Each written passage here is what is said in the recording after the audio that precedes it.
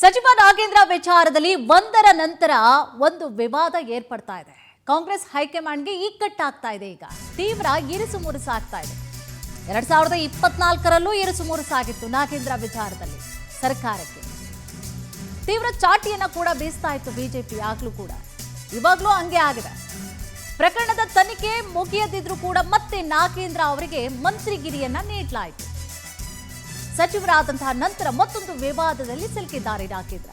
ಸಚಿವ ನಾಗೇಂದ್ರ ವಿಚಾರದಲ್ಲಿ ಒಂದರ ನಂತರ ಒಂದು ವಿವಾದ ಏರ್ಪಡ್ತಾ ಇದೆ. ಪ್ರಕರಣದ ತನಿಖೆ ಇನ್ನೂ ಕೂಡ ಮುಗಿದಿಲ್ಲ. ಯಾಕಂತಂದ್ರೆ ಅವ್ರಿಗೆ ನಿರ್ಬಂಧವನ್ನ ಹೇರಲಾಗಿದೆ. ಬೇರೆ ಕಡೆ ಎಲ್ಲೂ ಕೂಡ ಯಾವುದೇ ರಾಜ್ಯಗಳಿಗೆ ಅವರು ಹೋಗೋ ಹಾಗಿಲ್ಲ. ಅದ್ರ ಮೇಲೆ ಅವರು ಬೇಲ್ ನೀಡಿರುವಂಥದ್ದು. ಹಂಗೂ ಹೋಗಬೇಕು ಅಂತಂದ್ರೆ ಪರ್ಮಿಷನ್ ತಗೋಬೇಕು. ಬಟ್ ಕೋರ್ಟ್ನ ಆದೇಶವನ್ನು ಕೂಡ ಧಿಕ್ಕಾರ ಮಾಡಿದ್ದಾರೆ. ಕೋರ್ಟ್ ಆದೇಶವನ್ನ ಧಿಕ್ಕರಿಸಿ ದೆಹಲಿಗೆ ಹೋಗಿ ಬಂದಿದ್ದಾರೆ ಅನ್ನುವಂತಹ ಆರೋಪ. ಈಗಾಗಲೇ ನಾಗೇಂದ್ರ ಅವರಿಗೆ ಸಚಿವ ಸ್ಥಾನವನ್ನ ನೀಡಲಾಗಿದೆ. ಪಕ್ಷದ ಒಳಗಡೆ ಕೂಡ ಆಕ್ಷೇಪ ವ್ಯಕ್ತವಾಗ್ತಾ ಇದೆ. ಸಚಿವ ಸ್ಥಾನದ ಬಗ್ಗೆ ಪಕ್ಷದ ಒಳಗೂ ಕೂಡ ಸದ್ದಾಗ್ತಾ ಇದೆ. ಸದನದಲ್ಲೂ ಬಿಕ್ಕಟ್ಟಾಗ್ತಾ ಇದೆ. ಸದನ ಸಮರಕ್ಕೆ ನಾಗೇಂದ್ರ ವಿಚಾರವೇ ಪ್ರಸ್ತಾಪಕ್ಕೆ ವಿಪಕ್ಷಗಳು ಸಜ್ಜಾಗಿದೆ. ಮಳೆಗಾಲದ ಅಧಿವೇಶನದಲ್ಲೂ ಹೋರಾಟಕ್ಕೆ ವಿಪಕ್ಷಗಳು ತಯಾರಿಯನ್ನ ಮಾಡಿಕೊಳ್ತಾ ಇದೆ. ಅಧಿವೇಶನ ಆರಂಭದ ದಿನದಿಂದಲೇ ನಾಗೇಂದ್ರ ಅಸ್ತ್ರ ಪ್ರಯೋಗವನ್ನ ಮಾಡಬೇಕು ಅಂತ ಕಾತುರದಿಂದ ಕಾಯ್ತಾ ಇದ್ದಾರೆ. ನಾಗೇಂದ್ರ ರಾಜೀನಾಮೆಗೆ ಪಟ್ಟನ್ನ ಹಿಡಿಯಲಿರುವಂಥದ್ದು ವಿಪಕ್ಷಗಳು. ಈಗ ಇಷ್ಟು ಸಾಕು, ಅಸ್ತ್ರ ಸಾಕು. ಈಗ ನಾಗೇಂದ್ರ ಒಂದು ವಿಚಾರ ಅಸ್ತ್ರವಾಗಿ ಇಟ್ಕೊಂಡಿದ್ದಾರೆ. ಒಂದು ಕೋರ್ಟ್ನ ಆದೇಶವನ್ನ ಉಲ್ಲಂಘನೆ ಮಾಡಿದ್ದಾರೆ, ಧಿಕ್ಕರಿಸಿದ್ದಾರೆ ಎನ್ನುವಂತಹ ವಿಚಾರ. ಪ್ಲಸ್ ವಾಲ್ಮೀಕಿ ಹಗರಣದಲ್ಲಿ ಇನ್ನೂ ಕೂಡ ಆರೋಪಿಯಾಗಿದ್ದಾರೆ. ಆದರೂ ಕೂಡ ಅವರಿಗೆ ಸಚಿವ ಸ್ಥಾನವನ್ನ ನೀಡಲಾಗಿದೆ. ಅದೇನು ಒಂದೆರಡು ಕೋಟಿನೇ, 187 ಕೋಟಿ ಹಗರಣ ಮಾಡಿದ್ದಾರೆ ಅನ್ನುವಂತಹ ಆರೋಪ ಅವರ ವಿರುದ್ಧವಾಗಿ ಕೇಳಿ ಬಂದಿದೆ.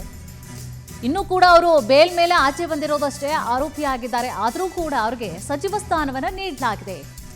ಜೊತೆಗೆ ಅವರು ದೆಹಲಿಗೆ ಹೋಗಿ ಬಂದಿರುವಂತಹ ವಿಚಾರ ಕೂಡ, ಅದೊಂದು ಅಪವಾದ ಕೂಡ ಇದೆ ಅವರ ಮೇಲೆ. ಕೋರ್ಟ್ನ ಆದೇಶವನ್ನ ಕೂಡ ಧಿಕ್ಕಾರ ಮಾಡಿದ್ದಾರೆ ಎನ್ನುವಂತ ಸಾಲು ಸಾಲು ಆರೋಪಗಳು ಅವರ ವಿರುದ್ಧವಾಗಿ ಕೇಳಿ ಬರ್ತಾ ಇದೆ. ಇದನ್ನ ಅಧಿವೇಶನದಲ್ಲಿ ಪ್ರಶ್ನೆ ಮಾಡಬೇಕು ಅಂತ ಹೇಳಿ ಕೂಡ ಬಿಜೆಪಿ ನಾಯಕರು ಸನ್ನದ್ಧರಾಗಿದ್ದಾರೆ. ಒಂದು ಲಿಸ್ಟ್ ಮಾಡ್ಕೊಂಡಿದ್ದಾರೆ. ಈ ಸಲ ಅಧಿವೇಶನದಲ್ಲಿ ಏನೆಲ್ಲ ಪ್ರಶ್ನೆಗಳನ್ನ ಕೇಳಬೇಕು, ಹೇಗೆ ಆಡಳಿತ ಪಕ್ಷವನ್ನ ಕಟ್ಟ ಹಾಕಬೇಕು, ಈ ಸಂಬಂಧವಾಗಿ ಬಹಳಷ್ಟು ಈಗಾಗಲೇ ಸಜ್ಜಾಗಿದ್ದಾರೆ. ಇದೇ ವಿಚಾರಕ್ಕೆ ಸಂಬಂಧಪಟ್ಟ ಹಾಗೆ ಹೆಚ್ಚಿನ ಡೀಟೇಲ್ಸ್ ಅನ್ನ ಕೂಡ ನೀಡ್ತಾ ಹೋಗ್ತಾರೆ ನಮ್ಮ ಪ್ರತಿನಿಧಿ ಆನಂದ್. ಎಸ್ ಆನಂದ್, ಈಗ ನಾಗೇಂದ್ರ ವಿಚಾರಕ್ಕೆ ಸಂಬಂಧಪಟ್ಟ ಹಾಗೆ ರಾಜಕೀಯ ವಲಯದಲ್ಲಿ ಆಗ್ತಾ ಇರುವಂತಹ ಚರ್ಚೆಗಳೇನು? ಕುಸುಮ, ಪ್ರಮುಖವಾಗಿ ನಾಗೇಂದ್ರ ಅವರಿಗೆ ಈಗ ಸಚಿವ ಸ್ಥಾನವನ್ನ ಕಳೆದುಕೊಳ್ತಕ್ಕಂಥ ಆತಂಕ ಶುರುವಾಗಿರ್ತಕ್ಕಂಥದ್ದು. ಯಾಕೆಂದ್ರೆ ಕೋರ್ಟ್ ಷರತ್ತುಬದ್ಧ ಜಾಮೀನನ್ನ ಕೊಟ್ಟಿತ್ತು, ಕರ್ನಾಟಕ ಬಿಟ್ಟು ಎಲ್ಲೂ ಹೊರಗಡೆ ಹೋಗಬಾರದು ಅಂತ. ಆದ್ರೆ ಅವರು ಷರತ್ತುಬದ್ಧ ಜಾಮೀನು ಮೀರಿ ಅವರು ದೆಹಲಿಗೆ ಹೋಗಿರ್ತಕ್ಕಂಥದ್ದು ಈಗ ಅವರ ಸಂಕಷ್ಟಕ್ಕೆ ಕಾರಣ ಆಗಿರ್ತಕ್ಕಂಥದ್ದು. ಈಗಾಗಲೇ ಇಡಿ ಅಧಿಕಾರಿಗಳು ಕೂಡ ಅವರು ದೆಹಲಿಗೆ ಪ್ರಯಾಣ ಬೆಳೆಸಿರ್ತಕ್ಕಂಥ ಎಲ್ಲಾ ಒಂದು ಮಾಹಿತಿಗಳನ್ನು ಕೂಡ ಕಲೆ ಹಾಕಿ ಕೋರ್ಟ್ಗೆ ಸಬ್ಮಿಟ್ ಮಾಡೋದಕ್ಕೆ ಮುಂದಾಗಿದ್ದಾರೆ. ಈ ಮಧ್ಯೆ ಇಂಥ ಒಂದು ಪ್ರಮುಖ ಆರೋಪಿ, ವಾಲ್ಮೀಕಿ ನಿಗಮದಲ್ಲಿ ಕೋಟ್ಯಾಂತರ ರೂಪಾಯಿ ಏನು ಹಗರಣ ಆಗಿದೆ, ಇಂಥ ಒಂದು ಪ್ರಮುಖ ಆರೋಪಿಗೆ ಸಚಿವ ಸ್ಥಾನವನ್ನ ಕೊಟ್ಟಿರ್ತಕ್ಕಂಥದ್ದು ವಿಪಕ್ಷಗಳ ಒಂದು ಟೀಕೆಗೂ ಕೂಡ ಗುರಿಯಾಗಿದೆ. ಆಗಸ್ಟ್ 13ರಿಂದ ಮಳೆಗಾಲದ ಅಧಿವೇಶನ ನಡೀತಾ ಇದೆ. ಆ ಮಳೆಗಾಲದ ಅಧಿವೇಶನದಲ್ಲಿ ನಾಗೇಂದ್ರ ಅವರ ರಾಜೀನಾಮೆಗೆ ಆಗ್ರಹಿಸಿ ಬಿಜೆಪಿ ನಾಯಕರು ಹೋರಾಟ ಮಾಡೋದಕ್ಕೂ ಕೂಡ ಮುಂದಾಗಿರ್ತಕ್ಕಂಥದ್ದು. ಪ್ರಮುಖವಾಗಿ ನಾಗೇಂದ್ರ ಅವರ ರಾಜೀನಾಮೆ ಸಿಂಗಲ್ ಅಜೆಂಡಾ ಇಟ್ಕೊಂಡು ಅವರು ಹೋರಾಟ ಮಾಡೋದಕ್ಕೆ ಈಗಾಗಲೇ ವಿಪಕ್ಷ ನಾಯಕರು ತೀರ್ಮಾನವನ್ನ ಮಾಡಿಕೊಂಡಿರ್ತಕ್ಕಂಥದ್ದು.